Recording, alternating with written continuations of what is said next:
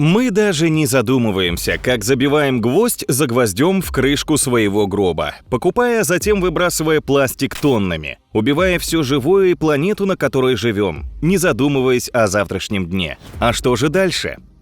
Первый синтетический полимер был изобретен в 1869 году Джоном Уэсли Хайеттом, который был вдохновлен предложением одной из нью-йоркских фирм в размере $10 тысяч для всех, кто может предоставить заменитель слоновой кости. Растущая популярность бильярда привела к сокращению поставок натуральной слоновой кости, добываемой в результате забоя диких слонов.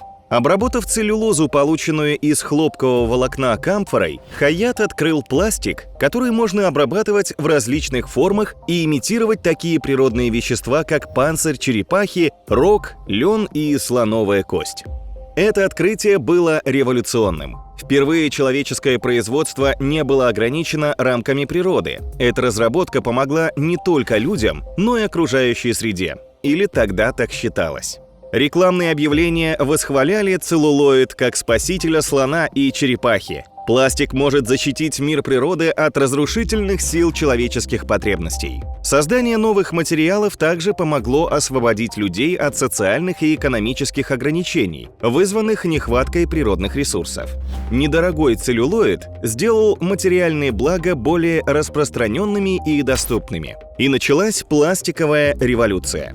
В 1907 году Лео Бакеланд изобрел бакелит – первый полностью синтетический пластик, то есть он не содержал молекул, встречающихся в природе. Бакеланд искал синтетический заменитель шеллака, естественного электрического изолятора, чтобы удовлетворить потребности быстро электризуемых Соединенных Штатов. Бакелит был не только хорошим изолятором, он также был прочным, термостойким и, в отличие от целлюлоида, идеально подходил для механического массового производства. Позиционируемый как материал для тысячи применений, бакелит можно было придать любой форме, предоставляя безграничные возможности. Успехи Хайетта и Бакеланда побудили крупные химические компании инвестировать в исследования и разработку новых полимеров. И вскоре к целлюлоиду и бакелиту присоединились новые пластмассы. В то время как Хайетт и Бакеланд занимались поиском материалов с особыми свойствами, новые исследовательские программы искали новые пластики ради самих себя и беспокоились только о том, чтобы найти им применение в будущем. Вторая мировая война потребовала значительного расширения индустрии пластмасс в Соединенных Штатах, поскольку промышленная мощь оказалась столь же важной для победы, как и военный успех. Необходимость сохранения скудных природных ресурсов сделала производство синтетических альтернатив приоритетом. Эти заменители предоставил пластик. Нейлон, изобретенный Уоллесом Каразерсом в 1935 году как синтетический шелк, использовался во время войны для изготовления парашютов, веревок, бронежилетов, вкладышей шлема и многого другого. Оргстекло стало альтернативой стеклу для окон самолетов. В статье журнала Time отмечалось, что из-за войны пластмассы нашли новое применение, и их адаптивность была продемонстрирована снова и снова. Во время Второй мировой войны производство пластика в США увеличилось на 300%.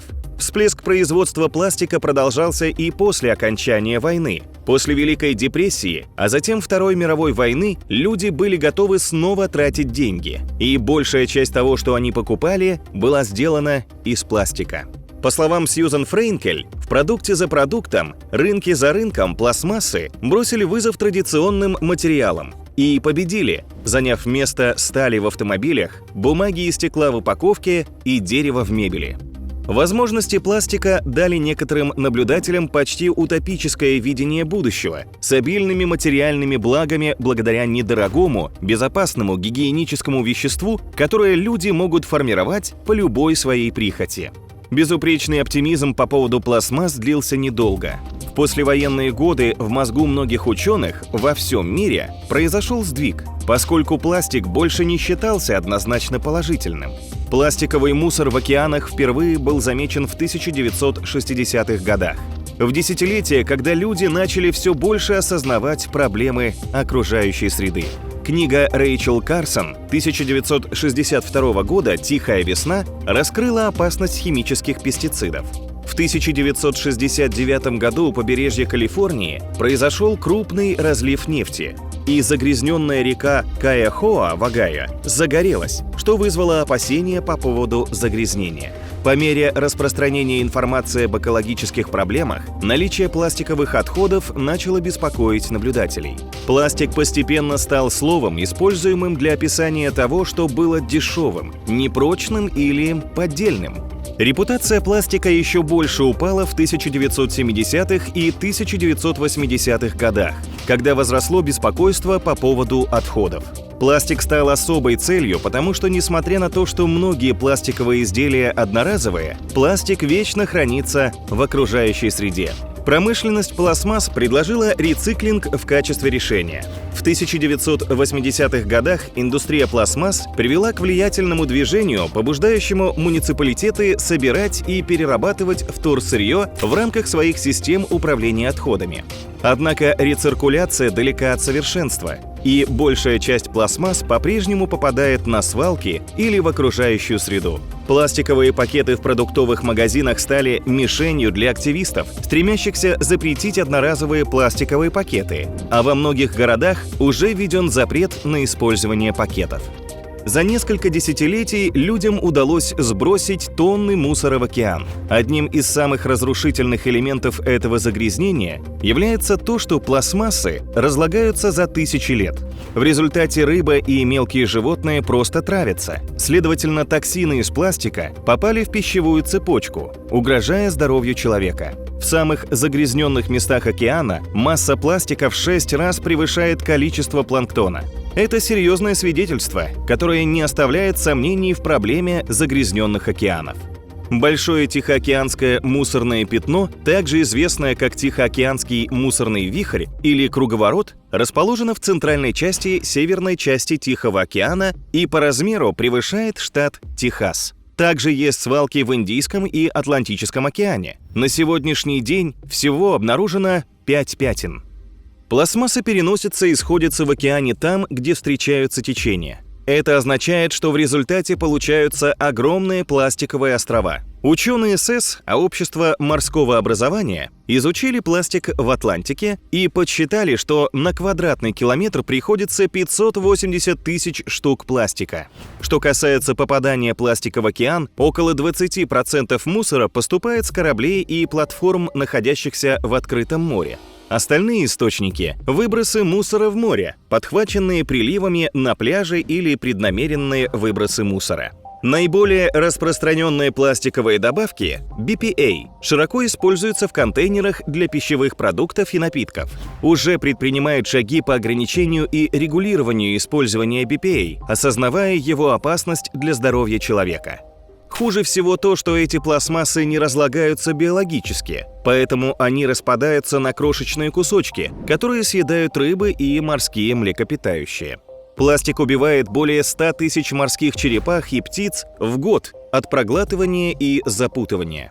Химические вещества из пластмасс выбрасываются как в воду, так и в атмосферу. Рыба легко заражается химическими веществами, содержащимися в воде. Это прямое звено того, как химические вещества из пластика входят в пищевую цепочку. Мы, люди, употребляем в пищу зараженную рыбу и млекопитающих. Ученые обнаружили микропластик у 114 видов морских обитателей, и почти треть из них попадает на наши столы. Некоторые химические вещества, добавляемые в пластик для повышения его эффективности, считаются эндокринными разрушителями – химическими веществами, которые влияют на нормальную функцию гормонов, в то время как некоторые замедлители могут мешать развитию мозга у детей.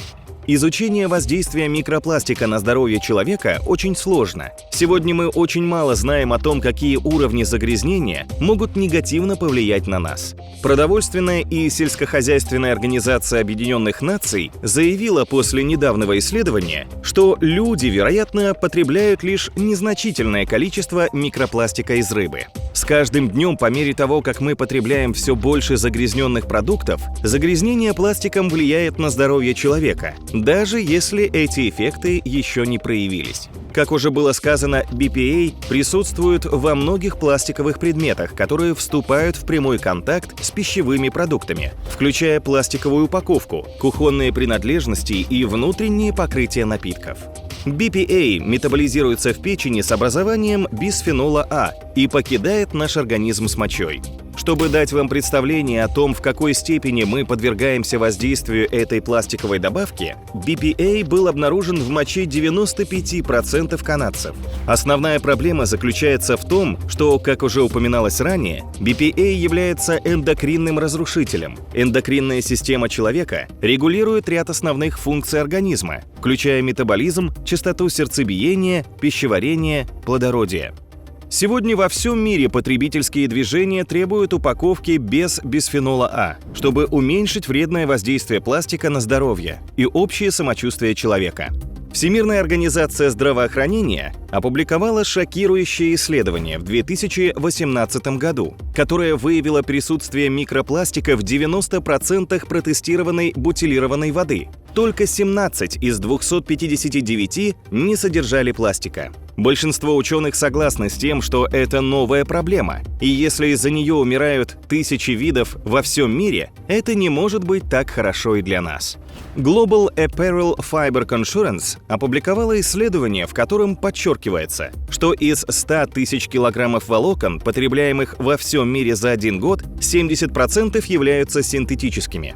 Синтетические волокна, такие как полиэстер, акрил, вискоза и нейлон, получают из нефти. Да, того же масла, которым мы питаем наши автомобили. Микропластики постоянно выделяются в воздух из нашей одежды, и мы вдыхаем их каждый день. Многие синтетические ткани в процессе производства обрабатываются тысячами вредных токсических химикатов. Причем полиэстер считается самой худшей тканью для кожи.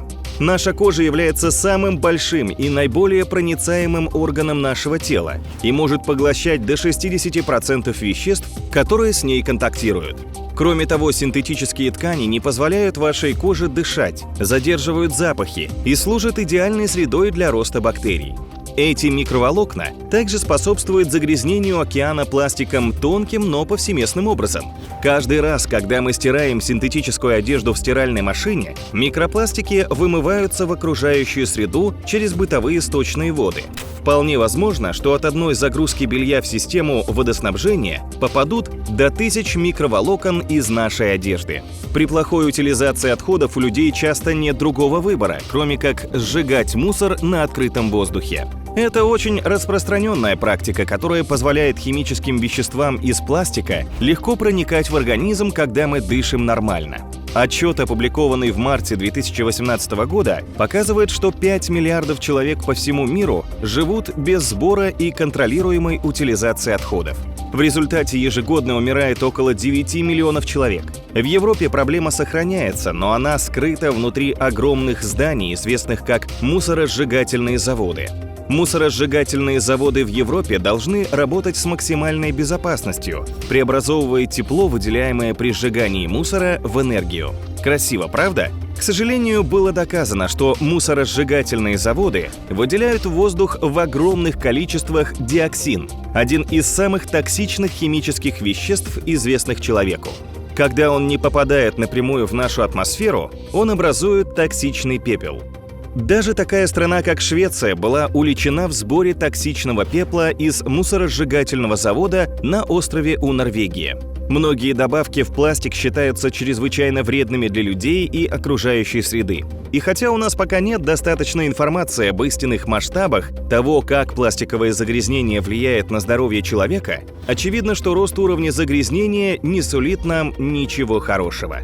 Хотя мы не задыхаемся от пластиковых пакетов, как морские птицы или черепахи, количество токсичных добавок, присутствующих в нашем повседневном пластике, в сочетании с нашим постоянным воздействием этого материала, является поводом для беспокойства. У нас одна жизнь и одна планета. Не пора ли нам уже задуматься над своими действиями? Было интересно? Тогда скорее жми на колокольчик, чтобы не пропустить новое видео. Всем до встречи!